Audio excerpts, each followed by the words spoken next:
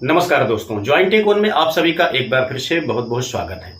ये वीडियो आपके लिए बहुत ही ज्यादा उपयोगी है क्योंकि 1 जुलाई 2024 से दोस्तों यहाँ पे एईपीएस में बहुत सारे बदलाव आपको देखने को मिलेंगे।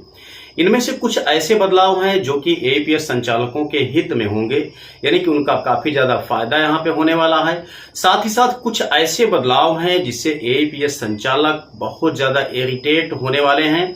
साथ ही साथ जो एईपीएस कंपनी है, जिस भी एईपीएस कंपनी का एईपीएस आप लोग यूज करने वाले हैं या यूज करते हैं, वो एईपीएस कंपनी भी बहुत ज्यादा नुकसान झेलने वाली है 1 जुलाई 2024 से।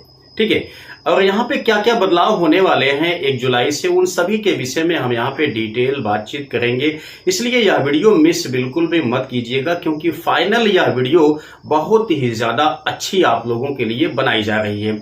दोस्तों आपको बता दूं, सबसे पहला यहाँ पे जो अपडेट आपको देखने को मिलेगा 1 जुलाई 2024 से, दोस्तों जो भी एईपीएस कंपनी आप यूज करते हैं, जैसे कि मान लेते हैं पेनियर बाय एप्लीकेशन हो गया, या आपका स्पाइस मनी हो गया, रॉयनेट हो गया, इजी पे हो गया, कोई सा भी कंपनी का आप लोग एईपीएस आईडी यूज करते हैं, तो आपको ये अच्छी तरह से जान लेना चाहिए कि आपकी कंपनी दोस्तों 1 जुलाई 2024 से काफी बड़ा नुकसान झेलने वाली है। क्यों, वो भी आपको बता देता हूं। दोस्तों यहाँ पे हमने अभी तक जो भी आकलन किया हुआ है उसमें हमें ये मिला हुआ है कि L1 डिवाइस अभी तक केवल 25 से 30% ही ऐसे एईपीएस संचालक हैं जिन्होंने अपना L1 डिवाइस को परचेज कर लिया है। ठीक है, मतलब यह हुआ कि 70 से 75% ऐसे रिटेलर्स हैं जिन्होंने अभी तक L1 डिवाइस को परचेज ही नहीं किया है। और आपको यह भी पता है कि 30 जून 2024 से अब यहाँ पे L0 टाइप की डिवाइस बिल्कुल भी ऑपरेट नहीं होगी। ठीक है, ये एनपीसीआई का सीधा गाइडलाइन आ चुका है। ठीक है, तो ऐसे में आप लोग सोचिए कि जब यहाँ पे एईपीएस संचालक अपना नई डिवाइस L1 को परचेज ही नहीं कर पाए हैं अभी तक, तो ऐसे में देखा जाए तो जुलाई फर्स्ट वीक में दोस्तों बहुत कम यहाँ पे एईपीएस का बिजनेस होने वाला है। ठीक है, ये दोस्तों जुलाई पूरा मंथ आपका बीत जाएगा। जुलाई पूरे मंथ में देखा जाए तो बहुत कम एईपीएस संचालक ऐसे होंगे जो कि अपना एईपीएस का बिजनेस सही तरीके से संचालित करते रहेंगे। बाकी दोस्तों यहाँ पे लगभग 60 से 70% यहाँ पे एईपीएस का बिजनेस बिल्कुल ठप पड़ जाएगा।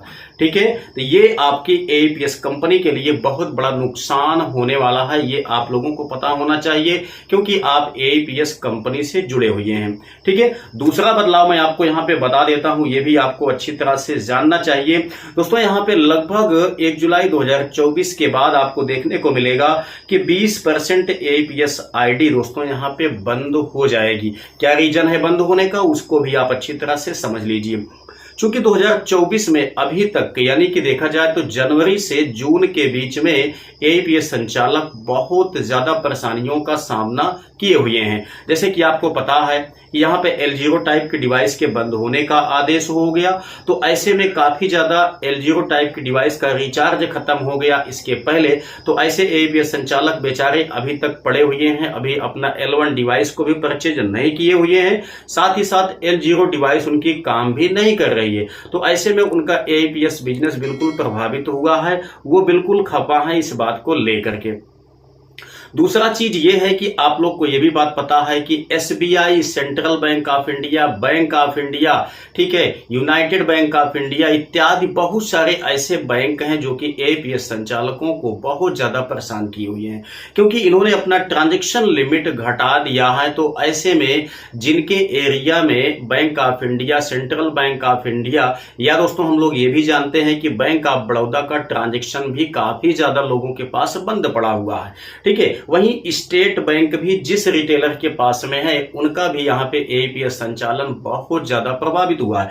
तो ऐसे में बहुत सारे एईपीएस संचालक बेचारे ऐसे हैं जो कि इन सब चीजों को लेकर के काफी खपा है, उनका इनकम बिल्कुल भी टूट गया है। 2024 में उनका एईपीएस बिजनेस के रूप में बिल्कुल भी कमाई नहीं हो पाई है, तो इसलिए वो भी एईपीएस संचालक बेचारे बिल्कुल परेशान है।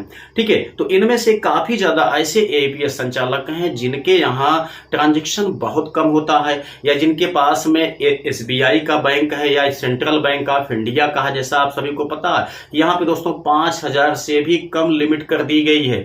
मतलब 10,000 रुपए तक जब निकलता था तब तो उनको काफी ज्यादा इससे बेनिफिट हो जाता था।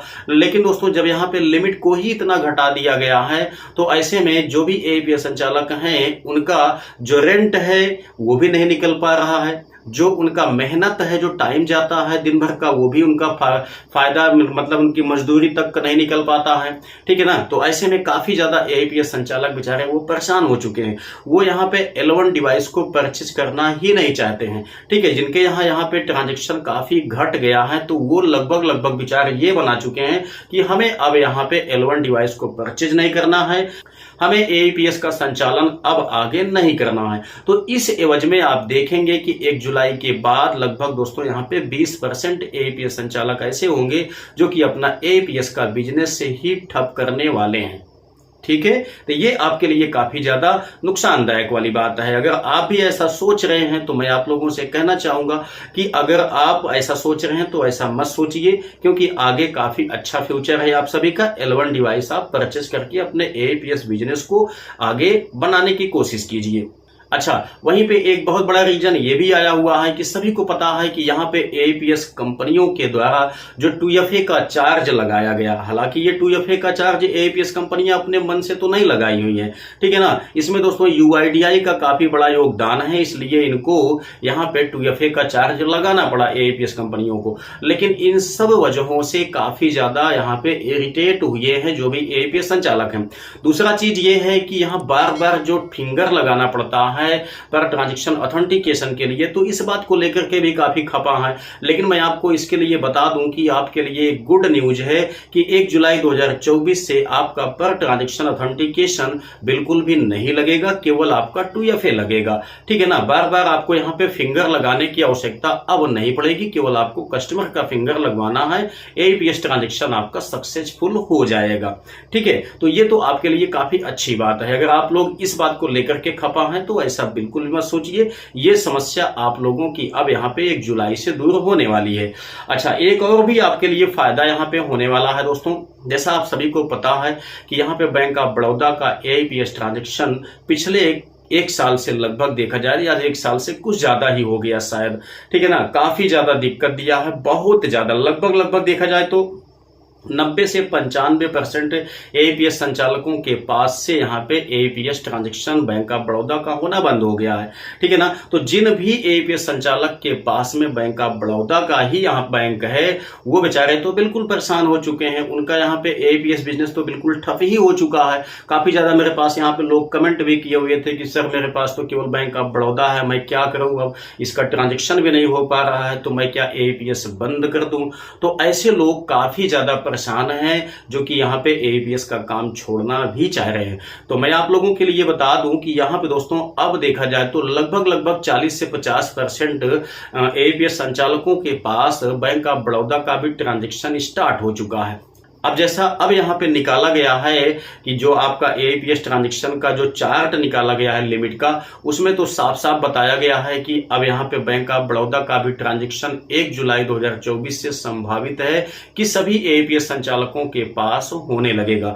वैसे भी जैसे मैंने आपको बताया कि लगभग 40 से 50% एपीएस संचालकों के पास बैंक ऑफ बड़ौदा का भी ट्रांजैक्शन स्टार्ट हो गया है। मेरे पास भी यहाँ पे बैंक ऑफ बड़ौदा का ट्रांजैक्शन बंद हो गया था, लेकिन दोस्तों पिछले कुछ महीनों से, ठीक है, मैंने आपको इसका एक वीडियो भी प्रोवाइड किया हुआ था, पिछले कुछ महीनों से मेरे यहाँ भी कंटिन्यूअस बैंक ऑफ बड़ौदा का ट्रांजैक्शन हो रहा है, इसमें कोई दिक्कत अब नहीं है। तो ये आपके लिए जो फैक्ट हैं वो मैंने बताने की कोशिश किया। अगर आप एक एपीएस संचालक हैं तो निश्चित ही आपको इन अपडेट से अपडेट हो जाना चाहिए, क्योंकि 1 जुलाई 2024 से ये सारे अपडेट्स आपके फॉलो होने वाले हैं जो मैंने आपको यहाँ पे बताने की कोशिश किया। उम्मीद करते हैं कि इन अपडेटों से आप अच्छी तरह से अवगत तो हो गए होंगे। अगर वीडियो पसंद आया है तो लाइक कीजिएगा, अपने दोस्तों में भी जानकारी को शेयर करने की कोशिश अवश्य कीजिएगा। साथ ही साथ अगर चैनल पे आप पहली बार आए हैं तो सब्सक्राइब करके बेल आइकन को दबाना बिल्कुल भी मत भूलिएगा। यदि आपके माइंड में किसी टाइप का कोई क्वेश्चन बनता है तो नीचे कमेंट बॉक्स में उसे टाइप करना बिल्कुल भी मत भूलिए।